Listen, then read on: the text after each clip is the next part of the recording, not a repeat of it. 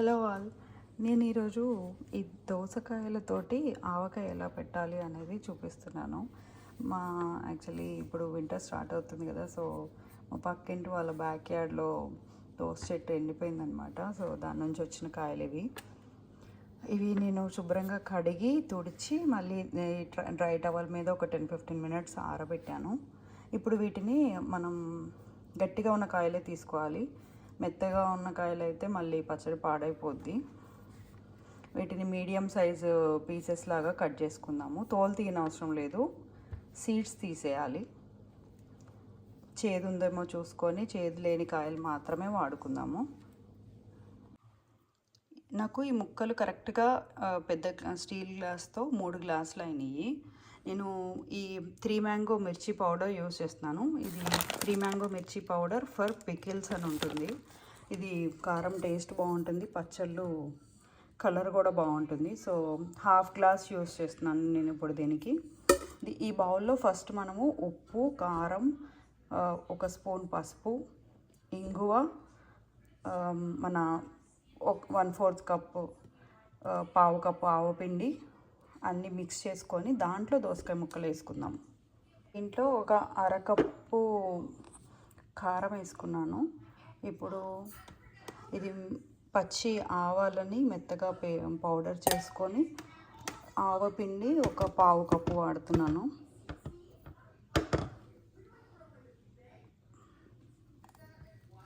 I think it's enough. ఒక పావు cup ఆవపిండి యూస్ చేస్తున్నాను. ఇప్పుడు కొంచెం పావు కప్పు సేమ్ గ్లాస్తో పావు గ్లాసు ఉప్పు. నేను ఉప్పుని ఏం చేశానంటే కల్లుప్పు ఉంటుంది కదా, సీ సాల్ట్, రాక్ సాల్ట్, దాన్ని మిక్సీలో వేసి ఇట్లా పౌడర్ లాగా చేసి పావు కప్పు వేస్తున్నాను.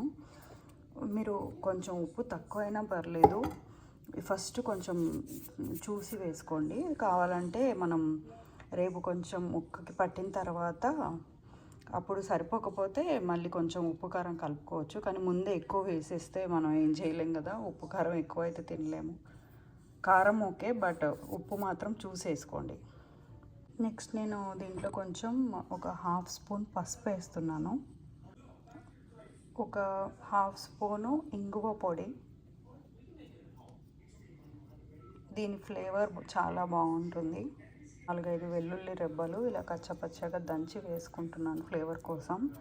మీకు ఇష్టం లేకపోతే ఈ స్టెప్ స్కిప్ చేయొచ్చు. నాకు వెల్లుల్లి ఫ్లేవర్ ఇష్టం, అందుకని నేను వేసాను. అన్నీ ఇలా మిక్స్ చేసుకోవాలి. బాగా మిక్స్ చేసుకొని ఇప్పుడు కట్ చేసి పెట్టుకున్న ముక్కల్ని ఈ కారంలో కలుపుకోవాలి.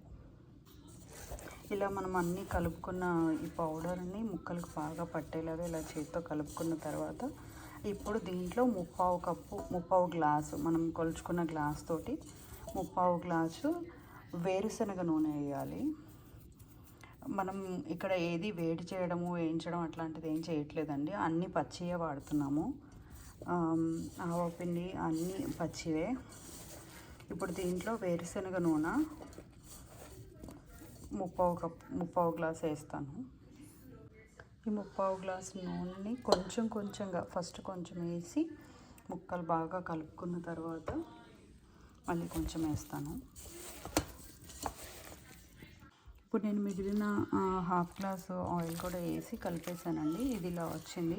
ఈ స్టేజ్లో మనం ఏం చేయొచ్చు అంటే, ఒకవేళ మీకు దోసకాయ ఎక్కువ పుల్లగా లేదా చప్పగా ఉంది అనిపిస్తే ఒక 2 స్పూన్స్ నిమ్మరసం కానీ, పుల్లటి మామిడికాయ ఉంటే మామిడికాయ తురుము కానీ వేసి కలుపుకోవచ్చు. నాకు ఈ దోసకాయలు బాగానే ఉన్నాయి అనిపించింది, సో అందుకే నేను ఏమి యాడ్ చేయట్లేదు. దీన్ని ఇట్లానే 24 అవర్స్ ఉంచిన తర్వాత మళ్ళీ మనం కలుపుకొని ఇంకా తినేయచ్చండి. ఇప్పుడే ఫ్లేవర్ చాలా బాగుంది, స్మెల్ సూపర్గా ఉంది.